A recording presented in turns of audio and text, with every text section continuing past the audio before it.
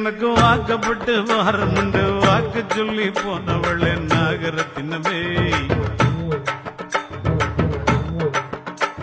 எவ்வாடி புட்டி மாப்பிள்ளை எனக்கு வாக்கப்பட்டு வாரமுண்டு வாக்கு சொல்லி போனவளே நாகரத்தினமே இப்போ வாச கதவை சாத்திரிய நாகரத்தினமே என்னைய மோசம் பண்ண பாக்குறிய நாகரத்தினமே இப்போ வாச கதவை சாத்திரிய நாகரத்தினமே என்னைய மோசம் பண்ண பாக்குறிய